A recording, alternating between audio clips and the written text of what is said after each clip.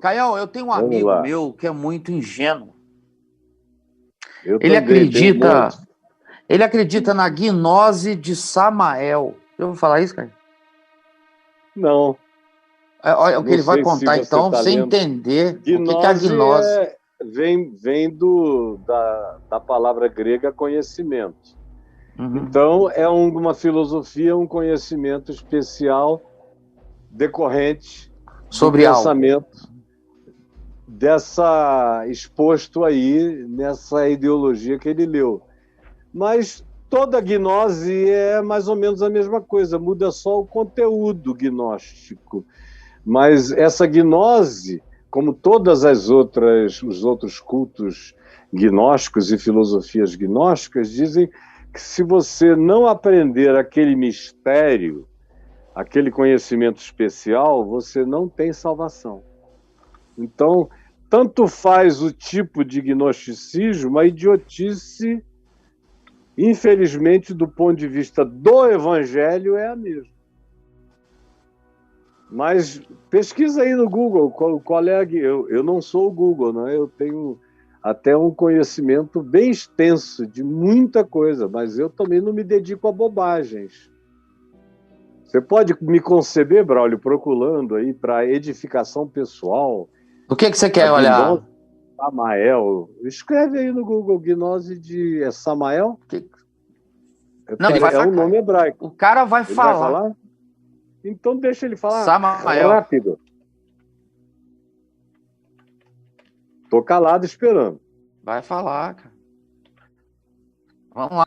Samael foi um grande falsário enganador que sequer sabia o que era gnose. Sua pseudo-gnose não passa de uma grande farsa e uma grande mentira, cujo objetivo é formar uma legião de escravos manipulados. Isso aqui é Google, tá? Google, não é ele, né? Olha aqui, ó. Olha a primeira do Google, ó. Olha aqui, Eu pensei Samael. que era uma descrição Samael de um grande picareta. pastor evangélico.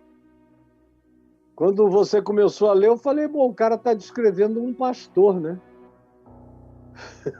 Quer ver ler a descrição do Google? Tá tipo isso, tipo isso. Samael, vou botar aqui na tela lá. Samael foi um grande falsário enganador que sequer sabia o que era gnose. Sua pseudo-gnose não passa de uma grande farsa e uma grande mentira, cujo objetivo é formar uma legião de escravos manipulados. Claro, claro. E aí? O que o nosso curto amigo e grosso escreve? esse texto aqui.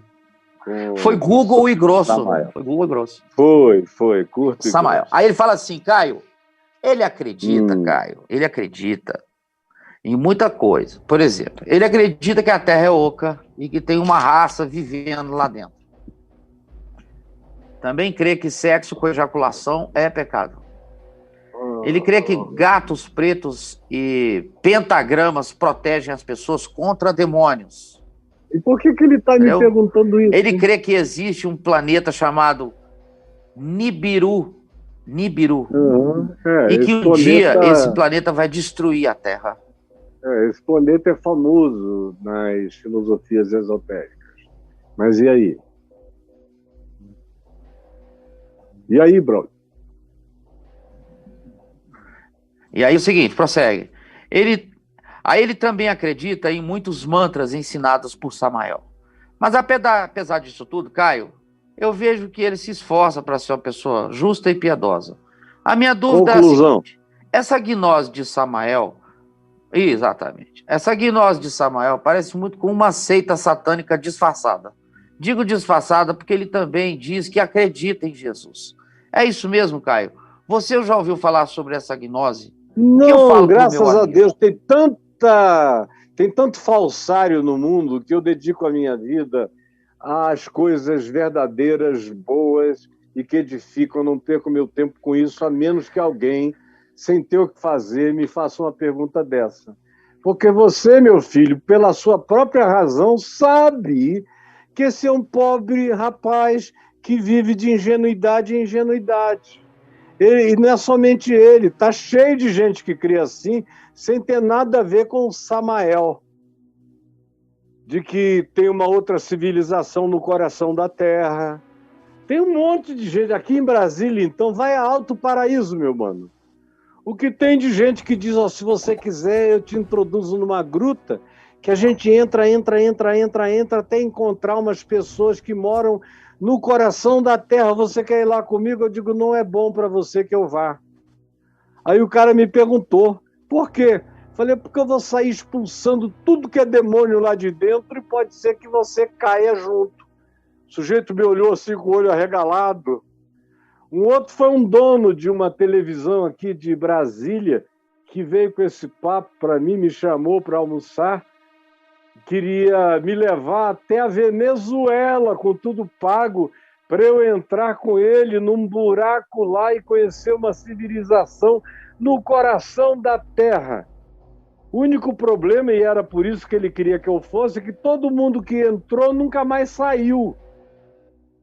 E como ele tinha vontade de sair, ele achou que um cara que tinha vida com Deus, como eu, entraria e sairia. Falei, mas um cara que tem vida com Deus como eu, não tem esse tempo para perder com buracos, meu filho. Ou você me diz que tem um cara lá dentro para eu ajudar, aí eu vou contigo ajudar quem tiver que ajudar. Mas para você matar a sua curiosidade esotérica de uma ingenuidade patológica, me perdoa, procura aí um outro maluco e leva com você. Ele também ficou me olhando, arregalado. Digo, para com isso, fulano. Não vou dizer o nome dele aqui, ele é muito conhecido em Brasília e no Nordeste, ele tem uma rede de TV no Nordeste. Falei, você, pelo amor de Deus, quanto mais velho você fica, desculpa, fulano, eu te conheço há 30 anos, mas idiota você se torna. Que é isso? Então eu não perco meu tempo com isso, eu sei o que é tudo a mesma coisa. Como eu te disse, parecia até do Google a descrição de um pastor falsário. E falsários vinculados à religião, a esoterismo, a essas coisas todas é o que mais existe. Eu tenho um amigo que é um candomblessista dos mais cultos do Brasil. Uma cultura filosófica, psicológica, antropológica, conhece tudo do I Ching, de taoísmo, de uma quantidade enorme de outras filosofias, mas ele é um líder do candomblé há muitos anos. Ele já deve estar hoje com quase 80. E um dia, ele tomando um café comigo, eu batizei. Foi uma história interessante a minha com ele. Eu nunca o evangelizei, eu só o mandei ler o livro de Levítico.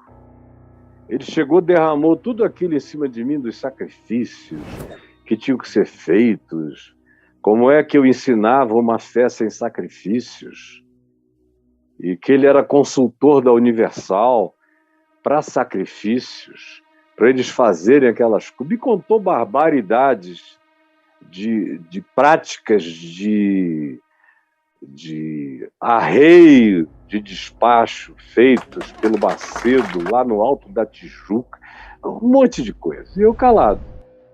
Aí ele disse, o que você tem a me dizer? Eu abri a Bíblia no Velho Testamento em Levítico. Falei, olha, vai para casa, lê esse livro aqui todinho, volta daqui a uma semana, que eu vou te dar a resposta. Aí ele foi, leu Levítico todo, uma semana depois ele voltou, foi ao meu gabinete, entrou, era lá no Café com Graça, em Copacabana, e sentou e falou, você sabia que esses sacrifícios aqui a gente pratica todinhos? Quase tudo que você me deu para ler aqui de sacrifício parece um manual da minha religião. Você sabia? Eu falei, sabia. Então por que você mandou eu ler isso aqui? Falei, por causa disso aqui. Aí abri em Hebreus. Falei, agora você vai para casa e vai passar a semana inteira lendo Hebreus. E depois você volta. Aí eu vou te responder. E aí ele foi para casa, tinha lido Levítico. Foi para casa, leu Hebreus, que é o Levítico do Novo Testamento. Quando ele voltou uma semana depois, eu falei, você tem alguma dúvida? Ele falou, não, você me explicou tudo. Hebreus me explicou tudo. Jesus é o sacrifício consumado, final e definitivo, não é? Eu falei, é. Então, se você quiser continuar fazendo sacrifício, saiba que você só está matando animais, fazendo isso e aquilo, mas não tem nenhum valor espiritual diante de Deus. Mas se você gosta de matar, você gosta de sacrificar, sacrifique. Eu sugeriria que você comesse depois a carne. Não entregasse a ninguém, porque os espíritos não vão comer. Mas eu também não quero discutir com você. Aí ele foi embora. Um mês depois, ele continuou vindo em tudo. Um mês depois ele falou, você podia me batizar? E eu o batizei. Então, minha gente, tem certas coisas que, sinceramente, eu não preciso saber como quem perdeu o tempo sabendo, porque eu já sei o bastante para saber que até aquilo sobre o que eu não me inteirei do ponto de vista de uma informação tópica, eu sei o que a coisa diz pelo enunciado, já está mais do que claro. Então você é que tem que deixar de ser o ingênuo, meu filho. O ingênuo aqui é você, o outro é só um ser patologicamente ingênuo pela ignorância. Agora você já tem tempo para saber, número 1, que isso aí é só tolice. Número 2, que a graça de Deus é maior do que a tolice humana. Porque se a gente fosse salvo pela qualidade da informação que a gente tem, aí, então, quase ninguém estava salvo, porque a maioria não entende direito nem o Evangelho, não entende nem o que Cristo fez na cruz, não entendem nem as implicações da ressurreição, não sabem nem o que já foi consumado, acabado, rasgado definitivamente, que não é mais para fazer parte de nenhuma expectativa humana. Mas Jesus, quando morreu na cruz, a primeira coisa que ele disse foi: Pai, perdoa-lhes, porque eles não sabem o que fazem, não entendem. A cruz cobre a multidão das nossas ignorâncias e dos nossos pecados. Por que então que a gente tem que aprender o Evangelho? Para quê? Para a gente aprender a viver bem. O Evangelho me ensina a viver bem na terra. Não é para eu ir para o céu, é para eu não me acabar na terra. Eu não vou precisar de evangelho no céu. O céu é a concreção daquilo que o próprio evangelho não explicou nos detalhes, porque nós humanos não temos nem condição de absorver. Está para além de nós. É como Paulo disse, o coração nunca percebeu, a mente nunca imaginou, o melhor de nós não tem a capacidade de projetar o que Deus tem reservado para os que o amam hoje e para os que o amam eternamente. Então imagina, se a salvação fosse através do Enem de Cristo e não através da cruz de Cristo, a gente estava perdido. Então deixa teu amigo em paz, não discuta com ele. Se algum dia ele falar alguma coisa e você sentir liberdade, manda um link meu para ele assistir. Manda 2, manda 3, vai mandando. Um dia entra. Eu já vi mulher de ministros Bahá'í se converterem. O cara expulsar a mulher de casa com os filhos, porque a mulher se converteu, foi morar na minha casa. E eu a batizei.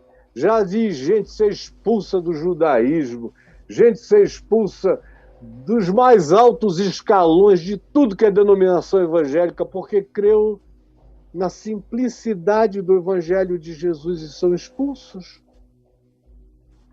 Como eu vejo pessoas serem expulsas das igrejas evangélicas por terem abraçado com simplicidade o fato de que na cruz já está tudo feito e consumado, o que para a maioria dos evangélicos não é bastante. Você tem que ter uma barganha, tem que dar dízimo, tem que comprar o céu, tem que ter o seu loteamento, tem que ter um galardão especial cheio de estrelas que correspondem a um monte de invenções que eles colocam na cabeça de quem é ingênuo como você. O teu amigo está ele existe antes da ingenuidade. A ingenuidade já é uma coisa meio lúcida. Ele não chegou nem na ingenuidade. Ingênuo, todavia, é você ainda, meu filho. Me acompanhe aqui, que você não vai ter nem essa pergunta para fazer sobre Jesus. E Jesus, Caio? Gosta do meu amigo? E Jesus? Se Jesus fosse um filósofo gnóstico, o teu amigo estava perdido, porque o teu amigo não aprendeu ainda o ensino gnóstico do Evangelho. Mas ninguém é salvo pela informação. Nós somos salvos pela fé e pela intenção entregue do coração, sabendo mais, sabendo menos ou sabendo nada. Porque Deus não vê como vê o homem. O homem vê o exterior, o homem vê a cara, o homem vê a roupa, o homem ouve o jargão do gueto, o homem quer saber se você diz a paz do Senhor, amado irmão, se você é aquele cara formatado, se você vai às reuniões, se você dá o dízimo, se você é isso. Deus não quer saber de nada disso. Deus mesmo. Só o Deus teu pastor, o Deus não é do teu pastor, é o teu pastor, teu Deus, o teu bispo que é teu Deus, a tua igreja que é teu Deus, é que demandam essas coisas. Mas Deus, Pai de Jesus, meu Senhor, não quer saber de nada disso. Ele está procurando gente quebrantada e humilde de coração. O convite é outro: vinde a mim, todos vós que estáis cansados, gente que não aguenta mais, e sobrecarregados, e eu vos aliviarei. Tomai sobre vós o Evangelho, que é tranquilo, que não é penoso. Os meus mandamentos não são penosos, o meu mandamento é amor. Tomai sobre vós o meu jugo e aprendei comigo, aprendei de mim, me vejam vivendo e praticando o que eu ensino. E vocês terão cada dia mais descanso, descanso, descanso e pacificação para as suas almas. Esse é o Evangelho. É isso que você tem que aprender. Se você aprender isso, você vai compreender o seu amigo e não vai fazer perguntas desse tipo, céu ou inferno, por causa do gnosticismo de Samuel. Ah, não. Deixa para lá, né, cara?